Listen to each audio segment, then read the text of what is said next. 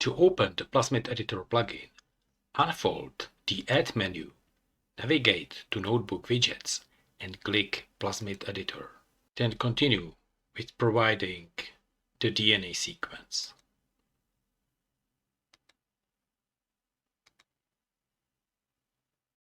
Plasmid Editor is a basic molecular biology software designed to view, create, and edit DNA sequences, create and edit sequence feature annotations, and to perform both basic and advanced analysis of restriction sites. Plasmid Editor facilitates PCR primer design and design of molecular cloning procedures, namely restriction enzyme-based cloning and golden gate assembly. Plasmid Editor workspace consists of several parts containing information display and control elements. The top part contains sequence name line and info button that will display sequence information containing all the related metadata. If you are familiar with the GenBank file format, you can recognize the GenBank file header here. All the fields are user editable.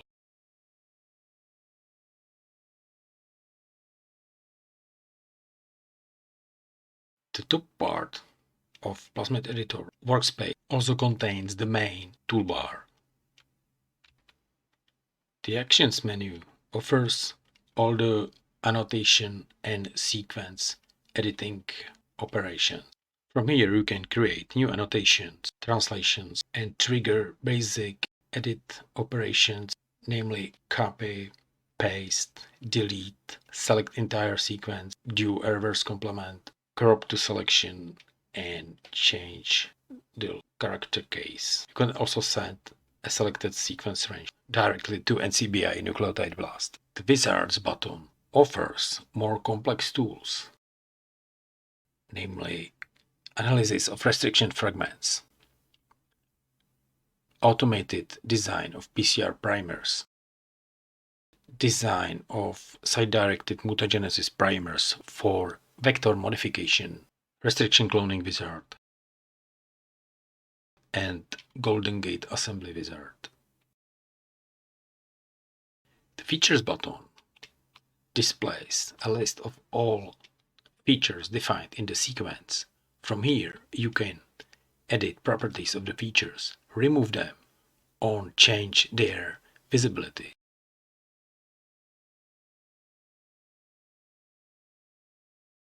This button will display all the primers defined in the sequence, and from here you can edit the primers or remove them. This button represents restriction sites. After clicking, it will display a list of all restriction sites present in the sequence and the settings controlling the display of restriction sites in the sequence and in map. A more detailed explanation will be provided later. This button will display all translations into sequence. The magnifier button will display the search panel. From here, you can search for DNA sequences, sequences that code for a certain amino acid sequence or for restriction sites.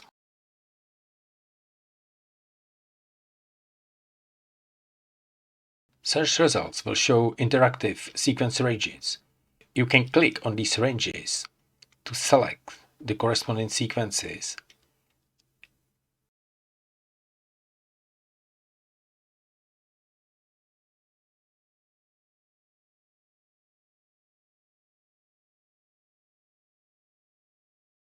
The positions of the search results are also indicated in the map with blue arrows.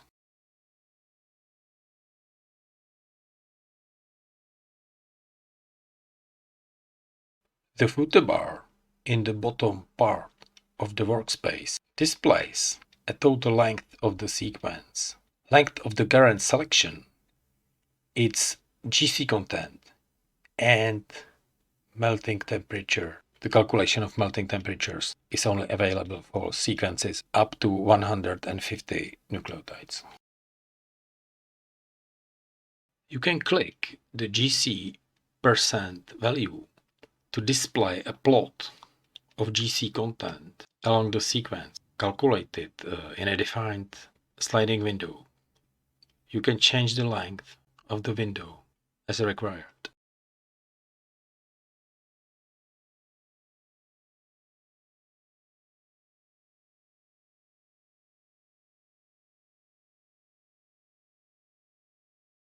To open a new sequence, first open a new tab, and then you have a few options to input the sequence. You can either drag and drop a file here, or browse the computer for a sequence file, or switch here and paste the sequence in this text area. Or you can download the sequence from the GenBank database by its accession number. Now I will demonstrate all the possible ways of sequence input. Let's start with opening a sequence file. The supported formats are GenBank and FASTA. In another tab, I will download a sequence file from the GenBank database. I will first find the GenBank record page for the sequence of my interest, and here I will select the accession number and use Ctrl+C to copy it into the system clipboard. Then I will go back to Plasmid editor and paste the accession number in this field and confirm with this button. The sequence has been successfully downloaded, and we can see the complete sequence annotation as defined in the GenBank record. We can inspect the GenBank header, which contains all the metadata of the sequence.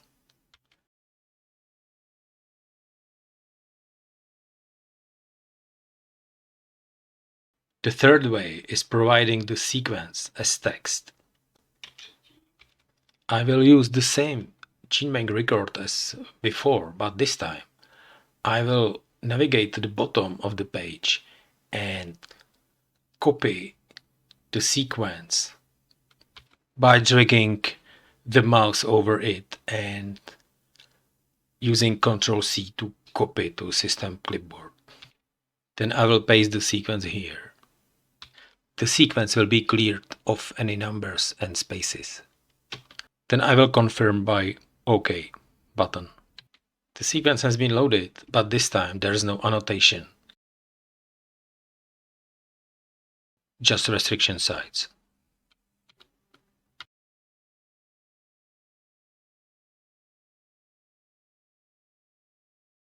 I will now go through all the basic editing operations that can be performed with the DNA sequence. First, I need to select a single sequence position or a sequence range where I will perform the editing. There are a few ways to select a position in the sequence. Single position can be selected by clicking. Sequence ranges can be selected by dragging mouse with the left button pressed over the sequence range. Sequence ranges corresponding with annotated sequence features can be selected by clicking on the feature labels either in the annotated sequence or in the map. A sequence range can also be selected by entering the position numbers. The selection can be then extended or shortened by using these up and down arrows. All the sequence editing actions can be triggered from the Actions menu here. You can copy the sequence, copy the reverse complement of the sequence. You can delete the selection, flip the selection to get its reverse complement, discard anything but the selection, and change the nucleotide character case. To exemplify the editing action, I will start with copying. I will select this short sequence range, copy the sequence and paste it paste it here. I will convert the pasted sequence to lowercase to track the changes. Next, I will use the reverse complement operation to flip the selection.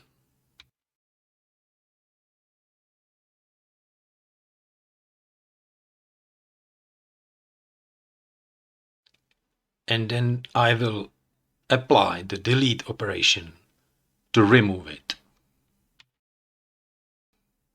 It's also possible to select a range and copy the reverse complement of it, and then paste it directly in the opposite direction. The last edit can be reverted by pressing Ctrl Z. These were just a few silly examples to demonstrate the editing operations. A real-world example will be provided later in the molecular cloning simulation section. It's also possible to insert a sequence by typing letters on the keyboard.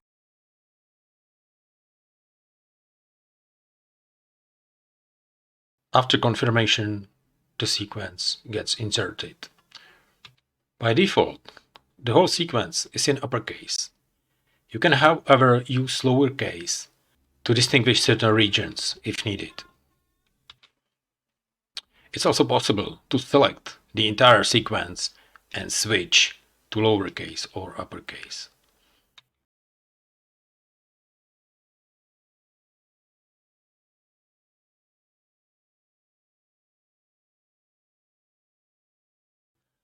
Finally, I will demonstrate the crop to selection operation. If you need to continue the work with only a part of the sequence, select the sequence range of interest and click Crop to Selection in the Actions menu. It will cut out the selected region and discard the rest.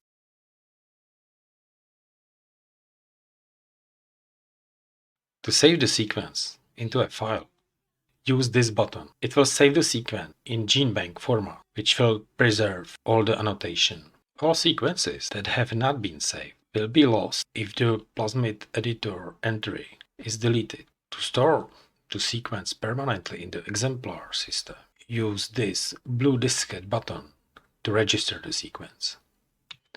To load a sequence that has been previously registered in exemplar, use this button.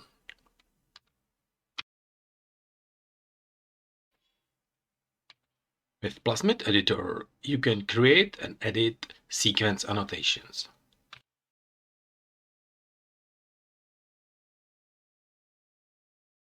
I will annotate this region that contains multiple cloning restriction sites, commonly designated as the multiple cloning sites region. I will first select the region by dragging mouse with the left button pressed. Then I will unfold the Actions menu and click Sequence Feature. In the pop-up dialog, I will fill in the name of the feature.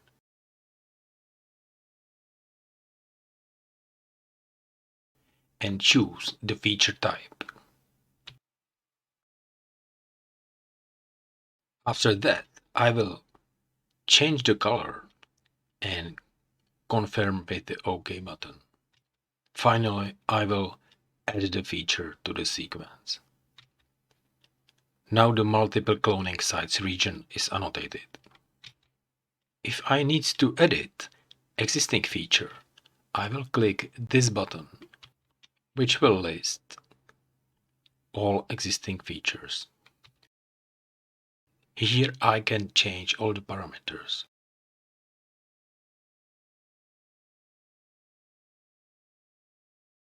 For the primers, I can only change the color or remove them. Primers can be edited in a dedicated dialog that will be described later. In the existing annotation, I will modify the array element, which I like to have annotated as a block element without orientation. I will click the orientation drop-down menu and select None for the orientation. Then I will click the Update Feature Annotation button. And as you can see, the ORI element changed from arrow to block. Plasmid Editor annotates restriction sites present in the sequence. By default, only unique restriction sites are displayed, which is also the case here. Mouse scrolling over the restriction enzyme label will display its cleavage pattern. Mouse left button click on the restriction enzyme label in the sequence or in the map will select the recognition site. To select the cut site, hold the Alt key and click on the restriction site label.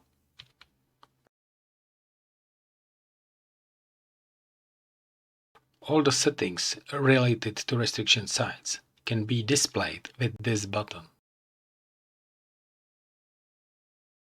This list of all restriction enzymes that cut in the sequence can be resorted by the enzyme name or by number of cut sites for each enzyme.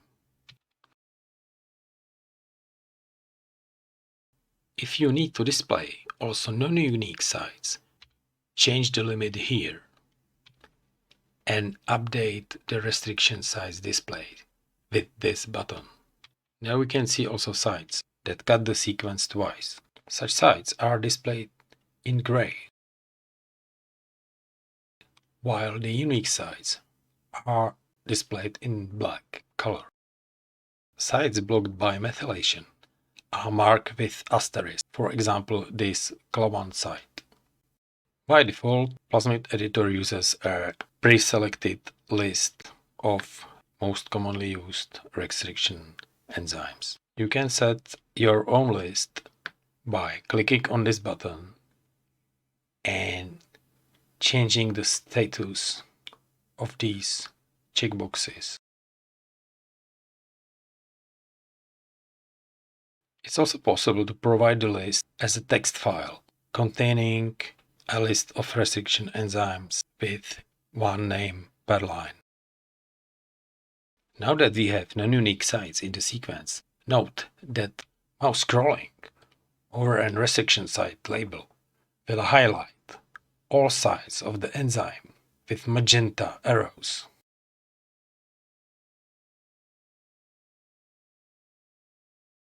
I will now demonstrate a simple example of a molecular cloning simulation. I will first open a sequence of a cloning vector containing the cDNA of interest.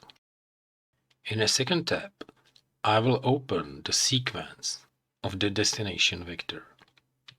My aim is to subclone the human interferon gamma cDNA to the destination vector using restriction sites.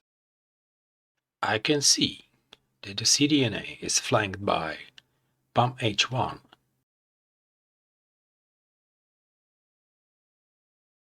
and EcoR1 sites. In the destination vector, both sites are present in a suitable order and some distance between them, allowing simultaneous digestion. I will go back to the source vector and select the BAMH1 cut sites by holding Alt key and mouse clicking on the BAMH1 label. Then I will click on the EcoR1 label while holding Shift and Alt key. Now the sequence that would be cut out of the plasmid by BAMH1 and EcoR1 digestion has been selected. Next I will copy the sequence and switch to the destination vector tab, where I will Alt click the BAMH1 site and Shift Alt click the EcoR1 site to select the sequence that will fall out after the cleavage. Next I will paste the sequence from clipboard. The sequence has been inserted and I have now the sequence of the resulting construct. As the new feature has the same color as the ampicillin resistance gene, I will change its color to yellow to make it more distinct.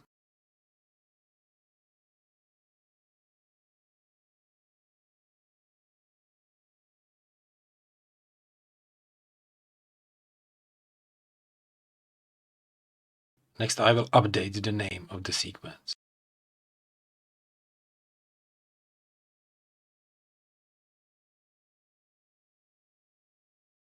And make a brief descriptive comment.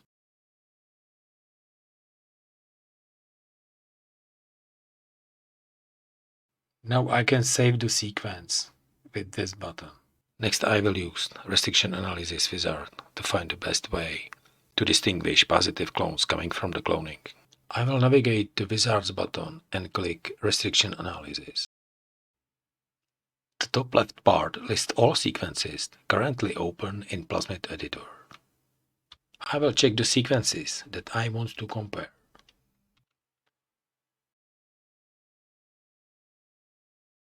The top right table lists all restriction enzymes, both cutters and non-cutters. The table can be resorted by enzyme name alphabetically or by counts of restriction sites present in each sequence.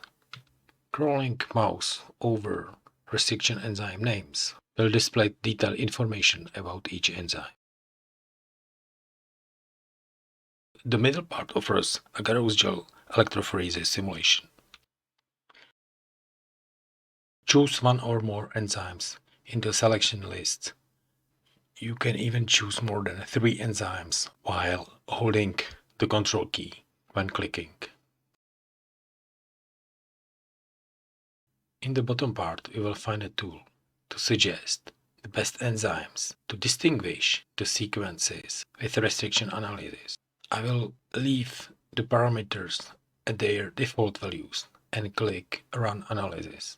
Next, I will click on the results to display all the virtual gels. I will then choose the best enzyme for me by visual inspection of the virtual gels. A mouse click on the gel will list the details of fragments.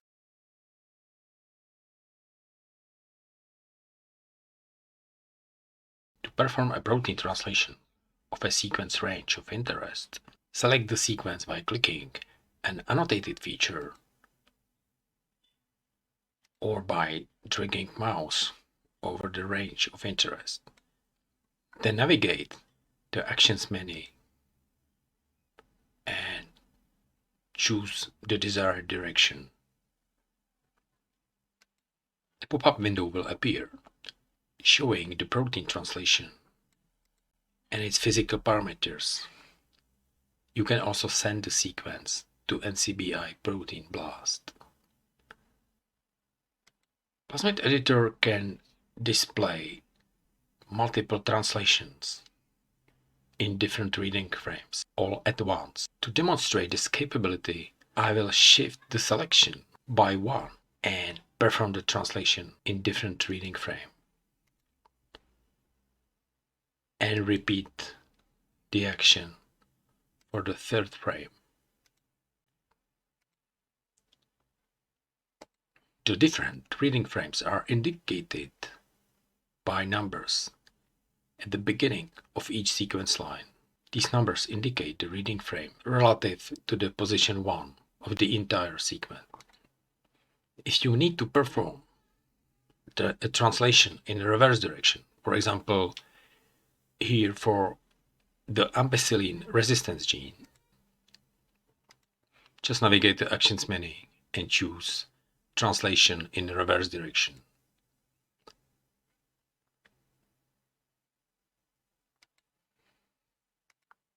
Scrolling the mouse over the 1-letter amino acid symbols will display 3-letter symbols and position relative to the beginning of each translation. To display all translations annotated in the sequence, navigate the list of all translations.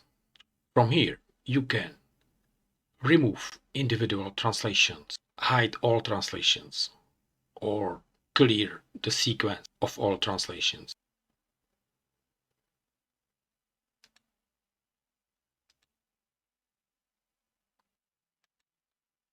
The genetic code used for the translation is indicated in the footer bar in the bottom right corner of the workspace. I will demonstrate a use of a different genetic code with the example of human mitochondria.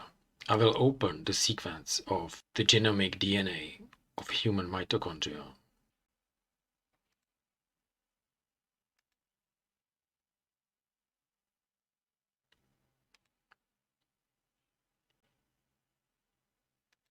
I will translate the cytochrome C oxidase subunit 1 gene with the default standard genetic code.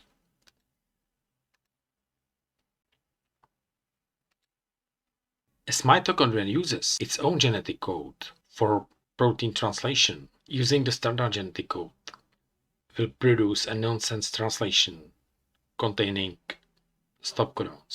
To fix this, I will switch the genetic code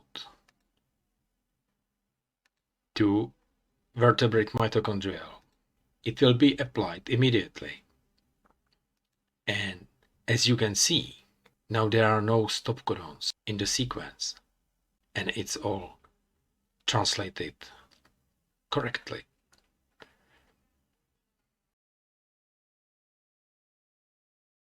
Designing primers is easy and straightforward with Plasmid editor. As an example, I will design primers for detection of endogenous human interferon gamma transcript. I will first download the human interferon gamma cDNA sequence from the GeneBank database using an accession number I have found previously.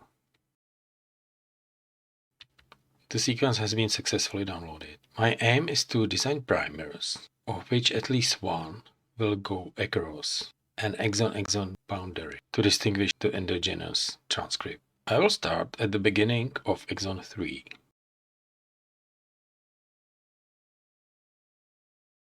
I want a product between 70 and 100 base pairs. I will first design the reverse primer. I will select a piece of sequence somewhere here. And from the Actions menu, I will open a new primer dialog. As I will design a reverse primer, I will first change the orientation to reverse. Then I will modify the length and position of the primer to obtain a desired melting temperature around 60 degrees Celsius and GC content between 40 and 60%, and a low dimer stability score. Now the score is approximately 5, which is still acceptable. Values up to 10 are acceptable if there is no significant 3' and complementarity. Clicking the stability score value will open a detailed information about the dimer. And here I can see a really nasty 3' complementarity that could be a problem. So I will try to change the position of the primer.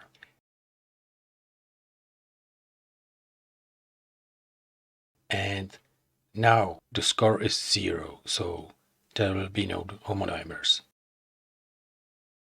So now the primer fulfills all my criteria.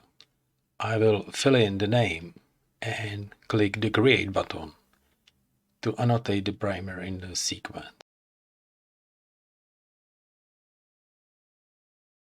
Next I will design the forward primer on the boundary of exon 2 and exon 3. I will select an initial sequence and open the new primer dialog.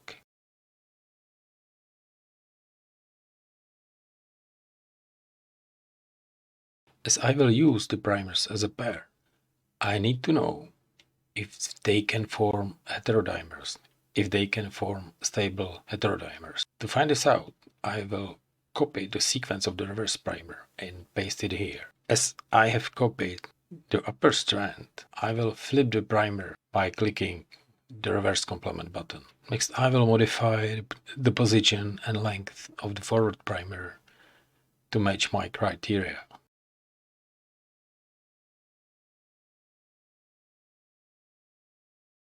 The heterodimer stability score is quite low, but still there are some 3' complementarities. So I will try to play with the position and length of the forward primer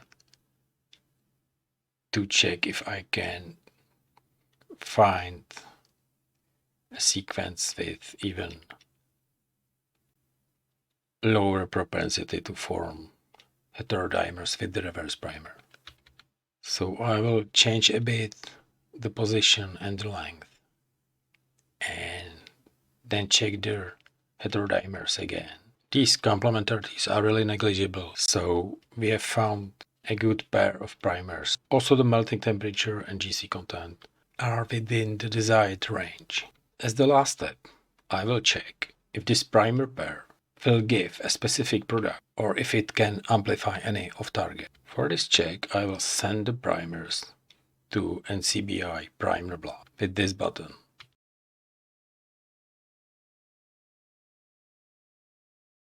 The primers will appear here. We only need to check the organism, which is Homo sapiens by default, and select the correct database. To check against both coding and non-coding RNA, I will change the selection to RefSeq RNA and then click the Get Primers button. After a while, the page will display the results. Here I can see that Primer Blast predicts only the specific product and the primers will not amplify any off-target. Note that the melting temperatures displayed here are slightly different from those calculated by Plasmid editor. This is due to a slightly different set of parameters. Now let's go back to exemplar. I will just fill in the name and create the primer annotation. All existing primers are listed in the PCR primers list. From here you can edit the primers in the same dialog as for the design or delete them. If a primer pair is selected by a click and a Ctrl key plus click, the 3 buttons in the top left corner will become active and will allow me to see the predicted PCR product, to perform a heterodimer check, or to send the primer pair to Primer Blast.